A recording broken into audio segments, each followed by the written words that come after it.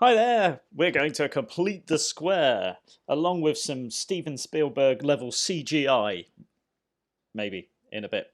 But the starter, first of all, is to take these three squares. I've put the length of one side of each square there, and I want you to write down what the area of each square would be as an expression, so a bit of algebra, and I need you to simplify it where possible, right? So just write down the area of each square. Well, it's pretty self-explanatory, isn't it? So pause the video, write them down, and remember to simplify and unpause when you're done.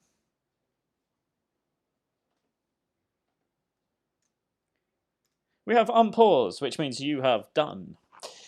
Okay, let's look. So if we've got x plus 3, all the sides must be the same, you know, because it's a square, right? So all the sides are the same, which means the area is going to be one of the sides times itself. So you're going to square it, which would mean we'd have x plus 3 times by x plus 3. So we're going to use FOIL or the arrows or whatever you want to do. I like sort of saying FOIL, but I actually just put arrows on. So firsts would be x times x, which is x squared. Then we've got outers, so x times the 3 is 3x. And then we've got inners, so 3 times x is also 3x. And then we've got lasts, which is 3 times 3, which is 9. And if we simplify that, we get x squared plus 6x plus 9. Next one. Now, if you didn't understand the starter and so haven't done anything, now would be a good time to pause and have a go at the next two. But if you did do them, then well done you. And we'll just carry on. So we're going to do x minus 4 squared, and you will end up with x squared, take away 4x, take away another 4x, and then plus 16 because you've got a negative times by a negative.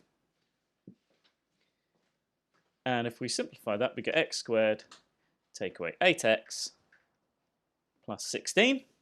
And the last one, which is 2x plus 5 times by itself, which of course is really 2x plus 5 times by 2x plus 5. So let's FOIL it. Now first, 2x times 2x is 4x squared. And then outers, 2x times by the 5 is 10x. And then inners, 5 times by 2x is 10x. And then last, 5 times by the 5 is 25. So that simplifies to 4x squared plus 20x plus 25. And that's going to be kind of relevant to what we're doing today, which is completing the square. Now, completing the square is basically taking a quadratic equation like this one here, x squared plus 6x plus 4 equals 0, and writing it in a slightly different form. And it's this form up here, which is x plus something in a bracket with that bracket all squared, which is a bit familiar to the starter, isn't it? And then plus or minus another number, and usually equaling 0. Okay. Sometimes we write it where this number is the other side of the equal sign, but it's basically this format. Let's start off by looking at our equation we've got here. Now, what I'm actually going to do is take the first part, the bit that's got x in it, so the x squared, and in this case 6x. I'm going to write it in a slightly different way. But first of all, let's use some graphics. So let's draw x squared plus 6x, graphically. So there's x squared, right? It's a square which has an area of x squared, which means each side must be x. So that length is x, that length is x. The area is x squared. Now, for a rectangle to have an area of 6x, it must have one side of 6 and the other side of x. So 6 times x, yep. Well, I suppose it could be 3 and 2x, but in this case, anyway, it's 6 and x. Now, for reasons that will become clear in a minute, I'm going to just split this 6x in two. So instead of just one lot of 6x, I'm going to have two lots of 3x. Right, so that one is 3x, that one's 3x, and so it must have a side length of 3 and side length of x. And how about we do a little bit of jiggery pokery and we spin one of those round And then let's shift it up there so it's sat just on top of that. I know there's a tiny gap, but pretend it's just sat completely on top of there.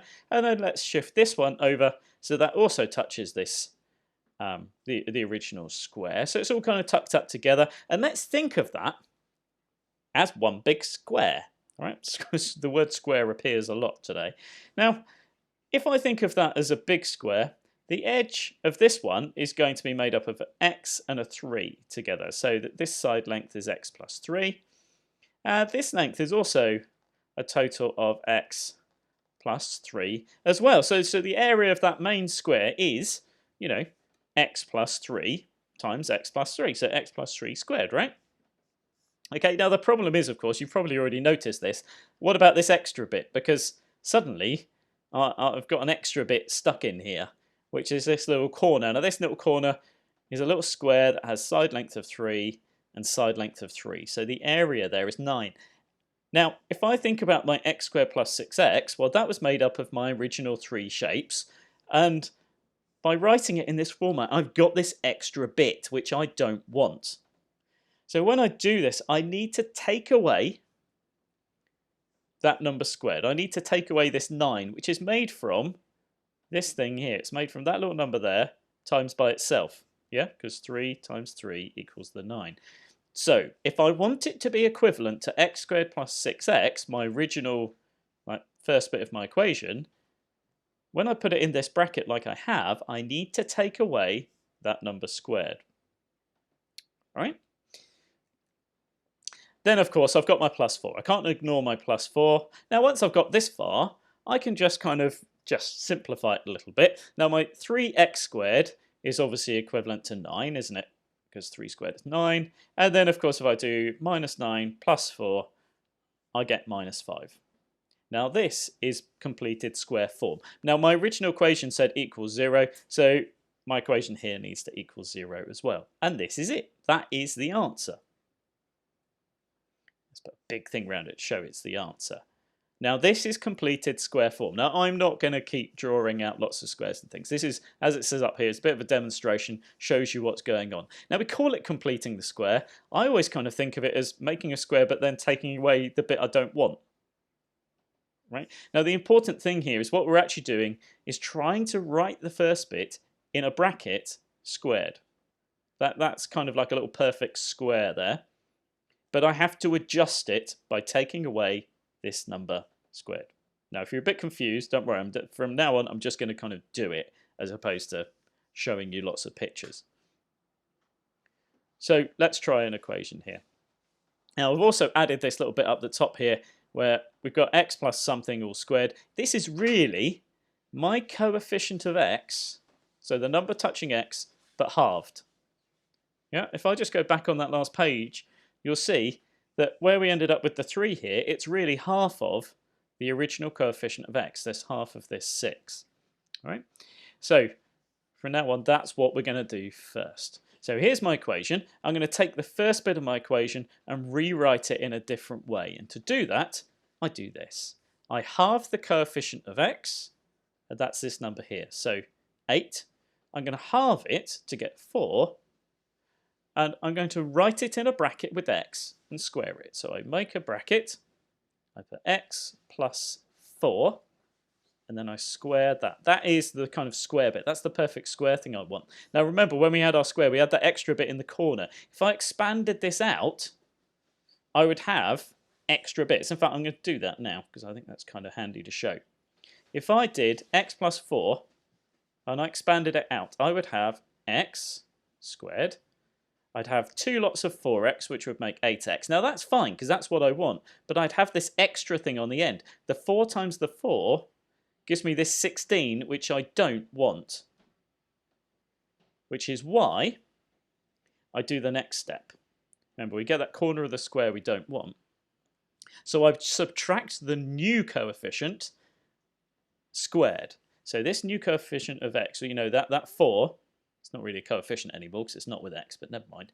That new number, I subtract it squared to get rid of that extra bit. Yep. Then tidy up. Use the original value of c. So remember, that's that number on its end. So the minus 6. and then do a bit of tidying. So we've got x plus 4 all squared. That's nice and neat. 4 squared is 16, and I'm going to take away the 6. And so my final answer should be x plus 4 all squared. Take away, well, negative 16 take away 6 is negative 22. And that equals 0. There's my answer. Okay? So we halve the coefficient of x, write it in a bracket all squared, but then we get this extra bit we don't want. So we take away that number squared, put in your original number of c, and then just tidy up. Now, it might not seem completely obvious at the moment why on earth we would do this, but it does have some really practical, useful applications, the completed square form. I'm not going to go into those now because that's for another day. But that's, being able to do it is the main skill first of all. Right, so there's one for you to do. I want you to press pause, maybe have a look through my little checklist up here, have a look at what I did, and try and write this in completed square form. Right, off you go. Right, we've unpaused, so let's go through this. Now we're going to write the first bit of this in a bracket with x. So we halve the coefficient of x, which is 10, and we get 5. Then I subtract that bit I don't want. If I multiply this out, I don't get x squared plus 10x. I get x squared plus 10x plus the 5 times 5, that 25. So I have to subtract that squared. And then, of course, I've got my original number of, my c value on the end there. And then do a bit of tidying. X plus 5 all squared, take away 25, take away 5, equals 0.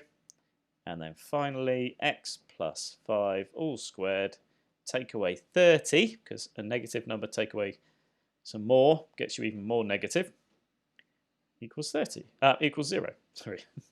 Yeah? Okay, I hope you got that one right. If you didn't, then just think about where you went wrong and try and apply it to these two questions here. Press pause on the video, try and answer those two questions. If you get some decimals, just go with it. Do what you're supposed to do, and then unpause when you're done.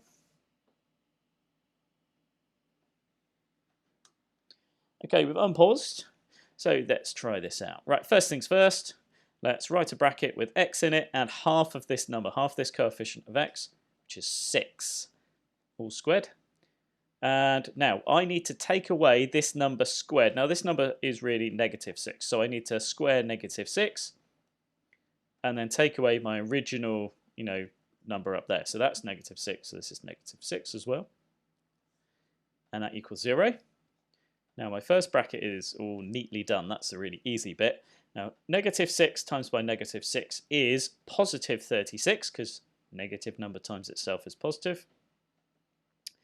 Then take away 6. So my final answer is x take away 6 all squared. Subtract 42. That equals 0. Okay. Next one. Right, x, and then we're going to halve that coefficient of x, so halve the 5 to get 2.5.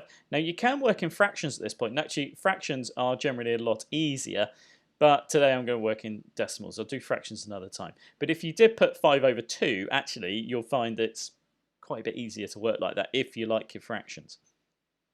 Then we're going to take away 2.5 squared, take away that number squared, because that's the extra bit of the square we don't want. And of course, we've then got negative 4. Now, x plus 2.5 all squared, take away. Right, well, the 2.5 squared is, of course, we all know our 2.5 times table, is 6.25. That's that extra bit of the square we don't want. And then take away another 4, and we get x plus 2.5 all squared, take away, and it's going to be 10.25, and that equals 0. Now I'm just going to show you, actually, whilst I'm here, I will show you what happens when you're working in, let's try and find a colour that's not too offensive, what happens when you work with fractions. So those decimals, I had to actually go to a calculator to quickly do 2.5 squared, but if I didn't and I worked in fractions, let's see what happens. I start off with x plus, now I need to halve 5, so I'll just write 5 over 2, and that's all squared. Now I'm going to subtract that number, so subtract 5 over 2, all squared, and then take away the 4. Now the first bit of the fraction, first bit of the bracket is nice and easy. It's just 5 over 2. Just leave it like that. Now when you're squaring something like this, you're timesing the fraction by itself. Now remember, when you're multiplying fractions, you times the tops, you times the bottoms. So 5 times 5, 2 times 2. 25 over 4, nice and easy. Yeah. And then of course I'm going to take away 4. Now at this point, this would be much easier if 4 had the same denominator. So 4, if I want to put it over 4, I need to times the top and the bottom by 4. Let's think of it as 4 over 1. Times the top by 4, I get 16. Times the bottom by 4, I get 4. See? Nice and easy. And that would then equal x plus 5 over 2, all squared. Take away a total of, or 25 and 16 equals 41 over 4, and I can't simplify that, and I just leave it like that. So actually I didn't need a calculator that time, so sometimes working in fractions is a lot easier. Now for the sake of this particular PowerPoint or video, I'm going to keep working in decimals, but if you've got the equivalent in a fraction, then it's just as correct. It's just, just going to double check that my 41 divided by 4 equals the same. Yeah, 10.25, good. Okay, now what about then? Let's just make this a little bit harder. What about if I've got a greater than 1? So the number touching x squared, the coefficient of x squared, is greater than 1. I've chucked in a couple of extra bits in my list here because we've got quite a straightforward way of working with this, but it takes a bit of practice. And it's factorise the first part of the equation. Let's rewrite the first part of the equation in a bracket. So let's put 3. And now I'm going to use square brackets here because I'm going to have some ordinary brackets in a minute. So I'm going to use square brackets. Let's factorise this, taking 3 out as a factor. So 3x squared. Take away, 12 divided by 3 is 4. So it's 4x.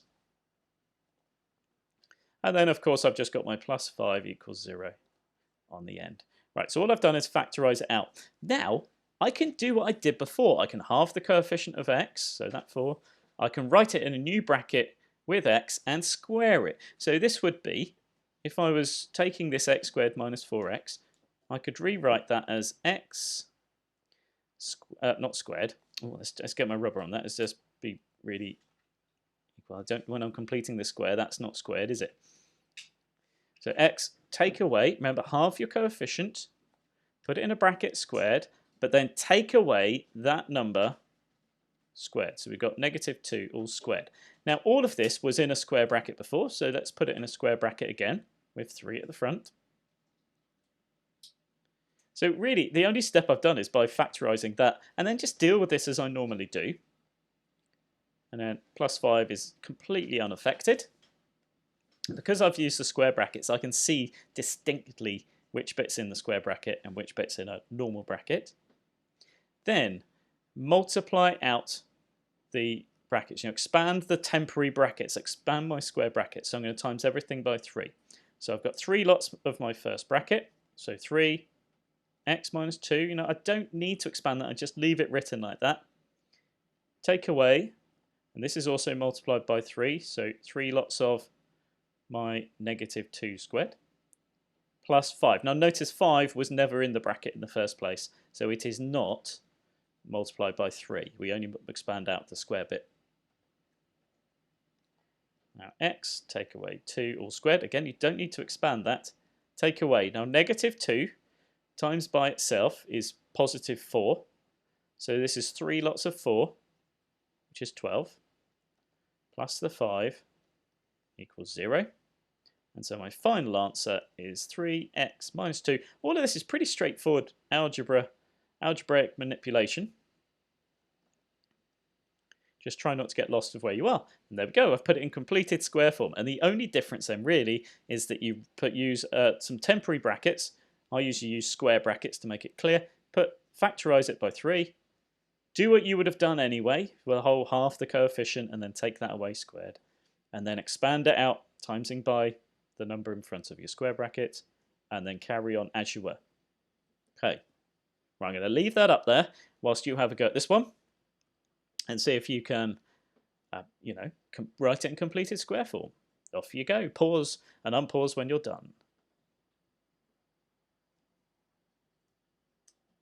Okay, we're done. So first things first, we're going to take the first part of our equation and we're going to put it in a square bracket and factorize out this coefficient of x squared, this 2. So we'll put 2, open up a square bracket and put in x squared plus, and it would be 4x because I've got to divide everything through by 2. And then of course we got the plus 7 equals 0 on the end. Now let's do what we do. We'll do what we did before, the x squared plus 4x, and put that in a bracket with half the coefficient of 4x, so that's 2, all squared. And remember, you've got to take away that number squared, so we're taking away 2 squared in this case. And then that's still plus 7. But hold on, don't forget we had our square brackets. The plus 7's completely unaffected though, isn't it? Just leave that on its own. Then multiply out. Now that we've done that little expansion thing there, or rewriting, let's multiply out by 2. Get rid of the square brackets, those temporary brackets. So 2 brackets x plus 2, all squared. Take away, and I need, oh, it's not 3. Why am I writing 3? That was the last question.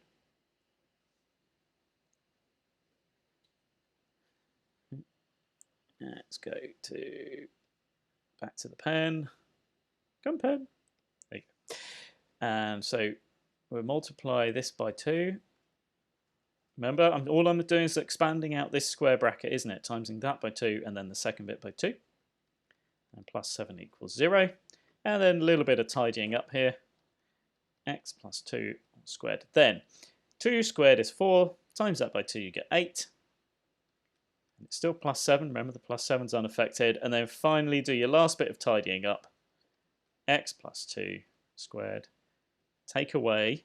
Now, negative x, start with negative x and add 7 to it. You get back to negative 1. That equals 0. Okay, really well done if you got that. It's really quite hard stuff, this. But some basic algebra. You stick to your rules of algebra, you can't go wrong. Well, I mean, you can go wrong, but you shouldn't go wrong, you know? Anyway, right, 4 questions for you to do. This is kind of the end of where we are, other than I've got a bit of practice that you could do if you want to. So I want you to write all of these in completed square form, please. Show you're working out and unpause when you're done.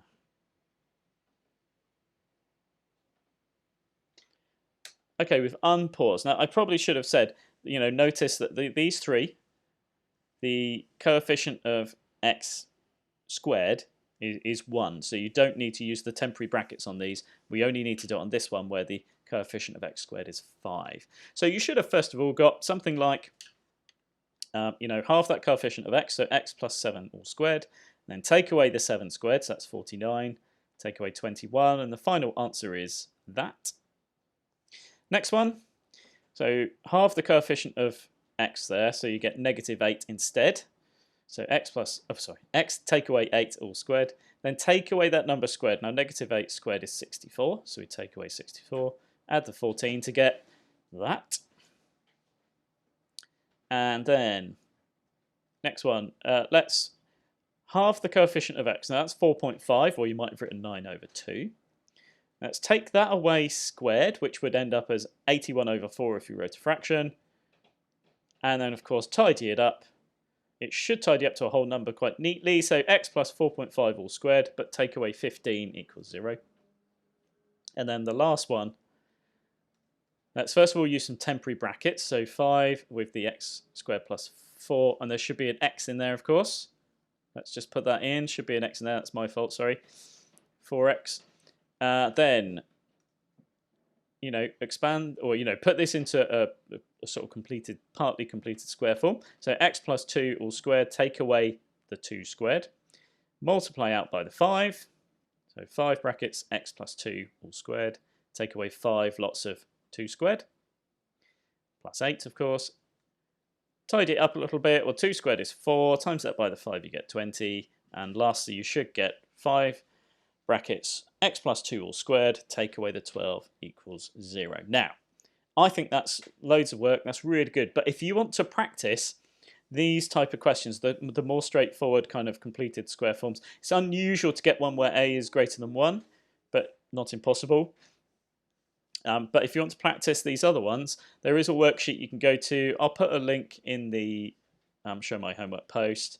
Otherwise, you could type in this little URL there, and it'll give you some to practice if you want to have a bit of a go. Now, keep in mind, if you need to put something squared, it tells you have to put it like this. So you put your x, you put whatever number that is, put the little up arrow and 2, and that gives you the squared thing, and then, of course, a number on the end. There's no equals 0 on this because they just didn't bother with that. They just did an expression.